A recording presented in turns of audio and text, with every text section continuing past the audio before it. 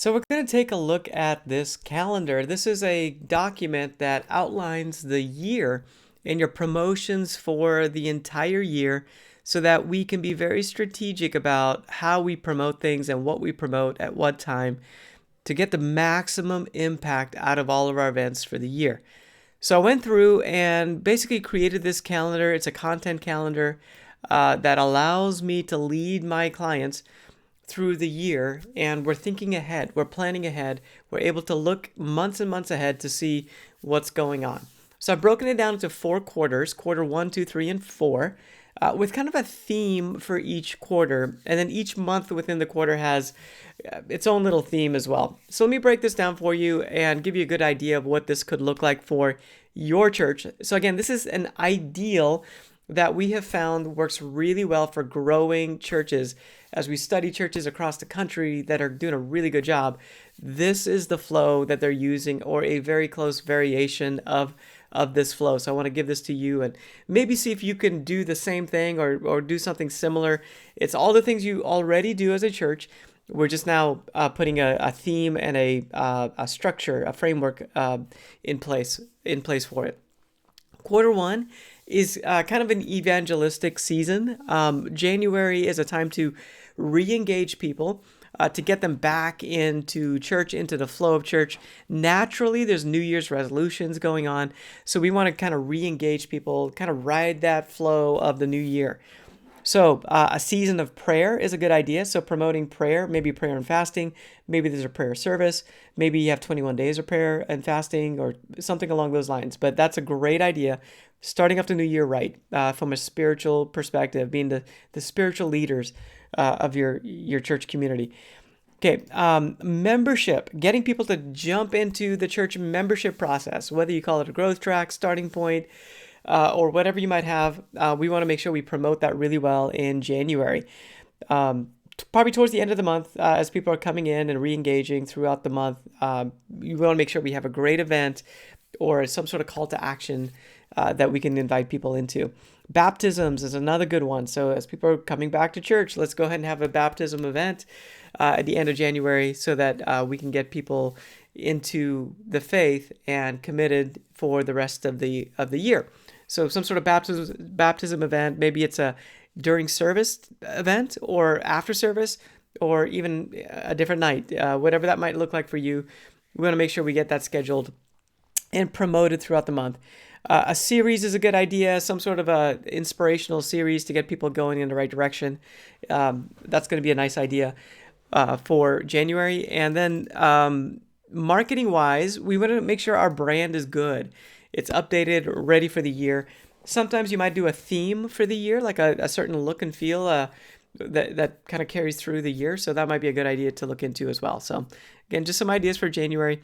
February is relational month, so a series would be good. Groups, promoting people coming together and getting groups started, promoting it really well, maybe the end of January into February, starting those groups and just creating some nice momentum and energy towards launching that early in February.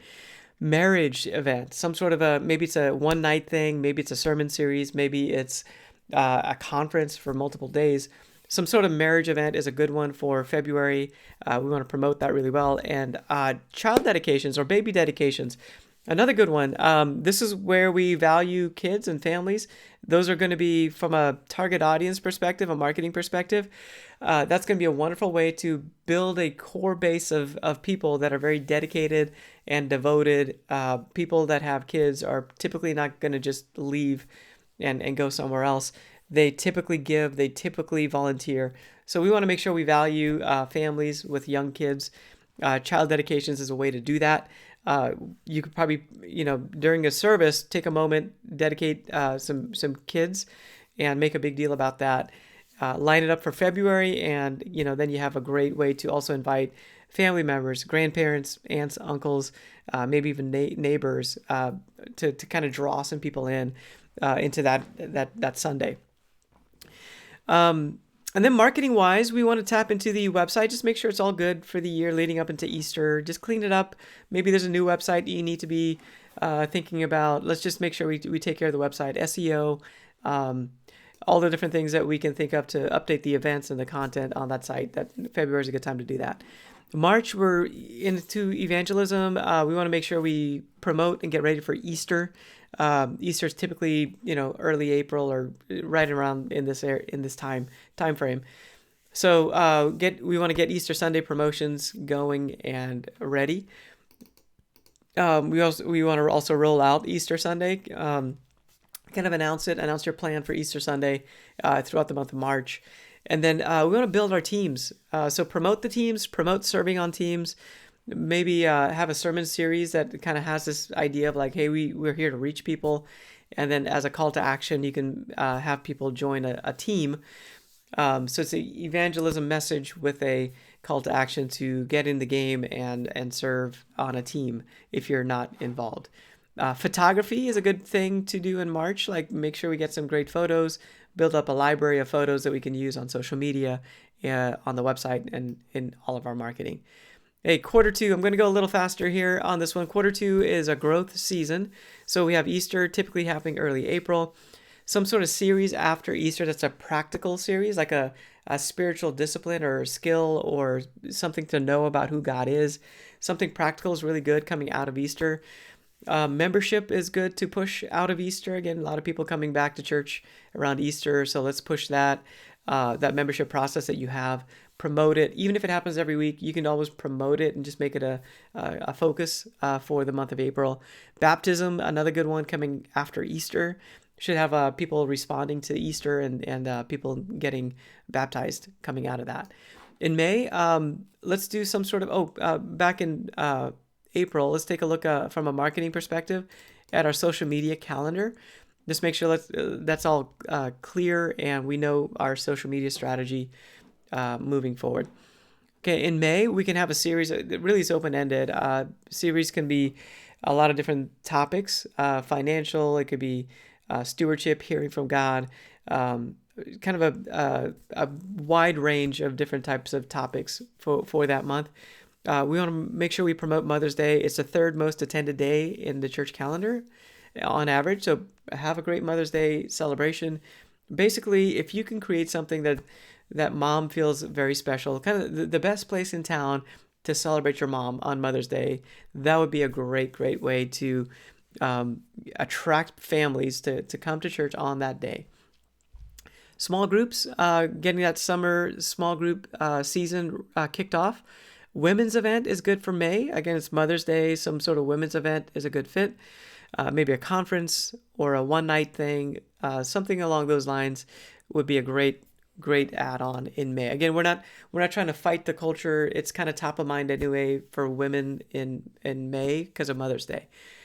Child dedication, again, that's a good way to kind of do that again. If you have that many kids in the church, you could do another round of child dedications in May. It's kind of a family month just because of the Mother's Day tie-in. From a marketing perspective, we could tap into our just marketing, getting that lined up for the summer leading into the fall. So that's a good way to kind of have our events kind of look ahead and see what's coming up. Design graphics, design promotional materials, those type of things.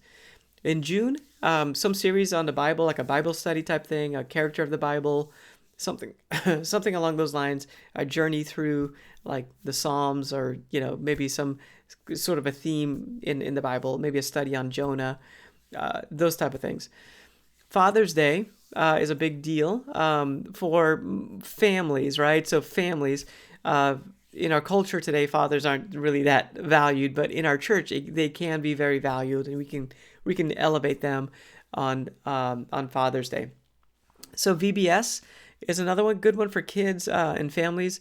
Having some sort of VBS experience, even if you don't do a full week of VBS, where it takes a lot of time and energy and resources. Having like a one-nighter, like a block party or something like that is just a good idea in the summer as families are needing to do things with their kids.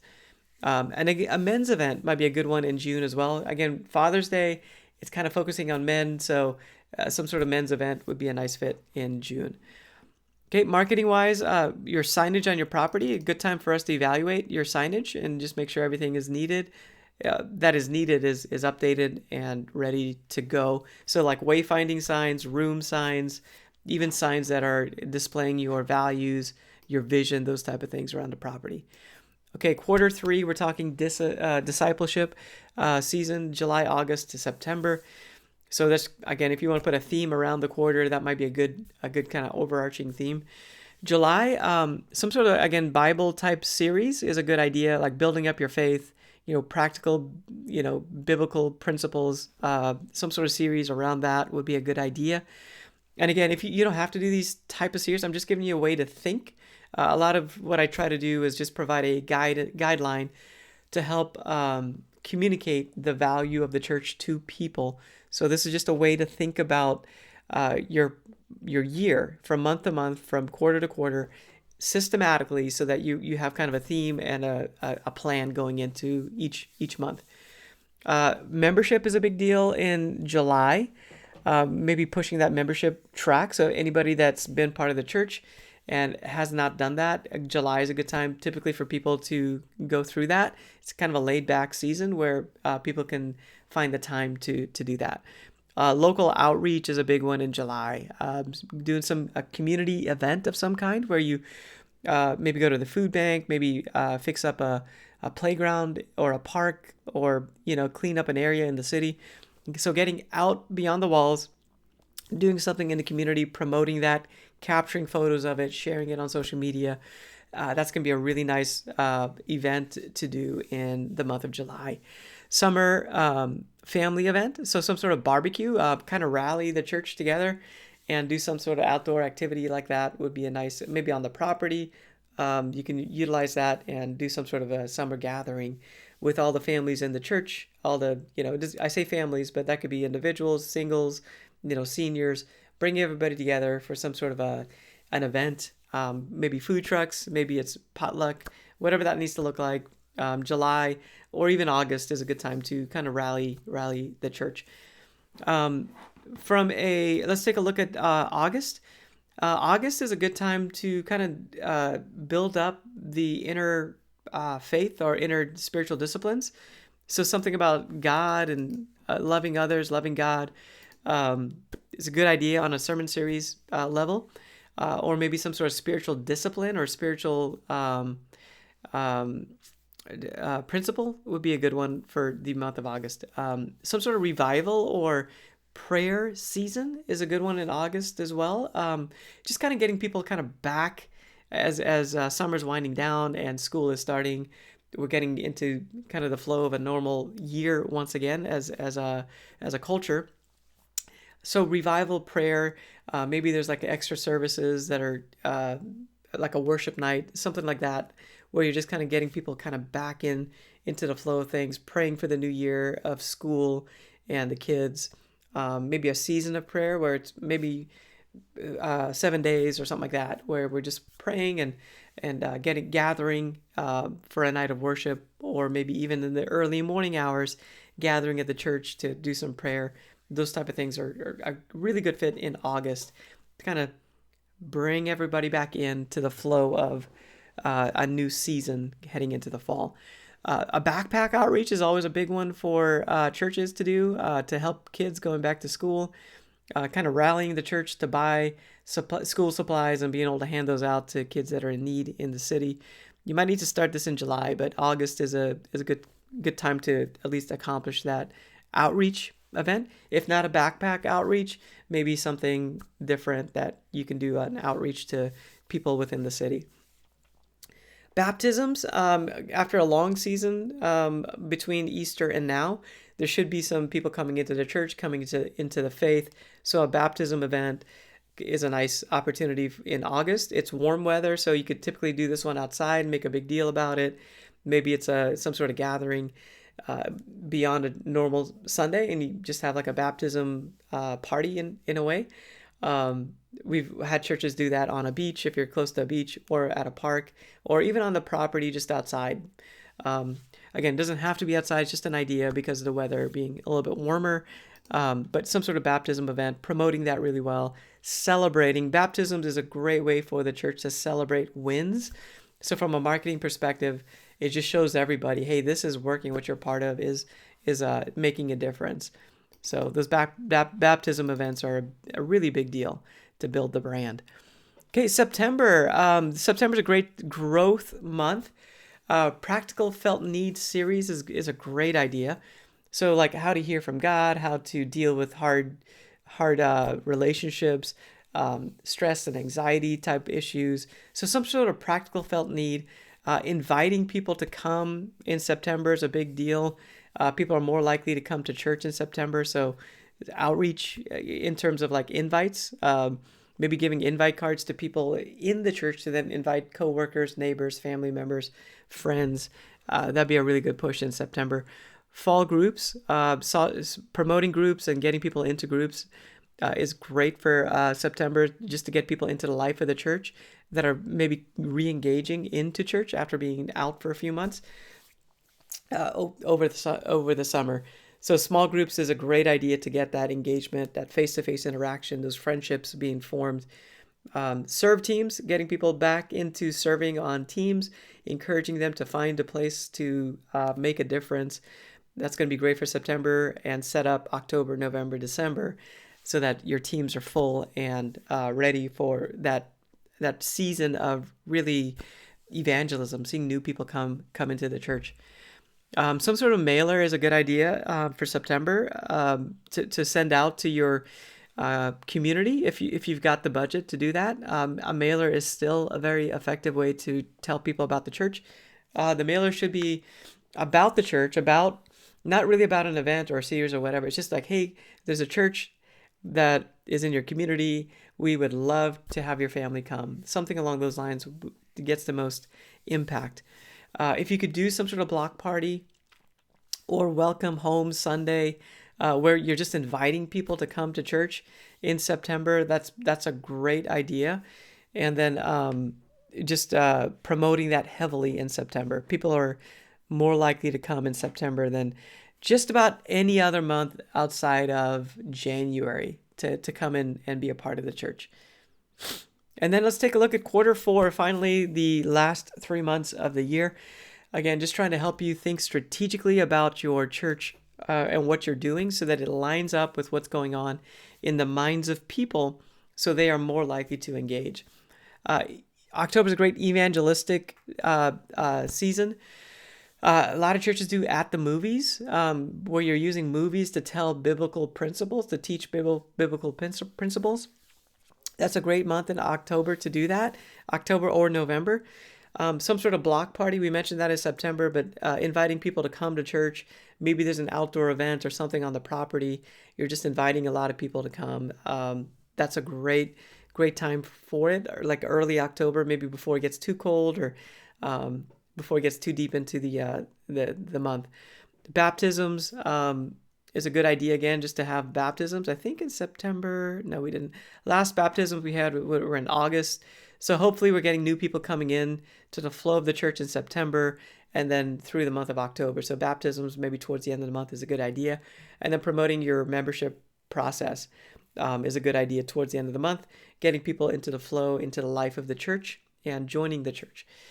November, a series would be great to be like an evangelistic type series. Some sort of felt need type series is a good idea in the month of November. Generosity, Thanksgiving or thankfulness. Those are great topics for the month of November. Celebrate the Wind, end of year giving setup. So we want to make sure that we are prompting people for the end of year giving. So that typically that happens in December, but we want to prompt them in November. Let them know it's coming. A good way to do that is to celebrate the wins from the last year.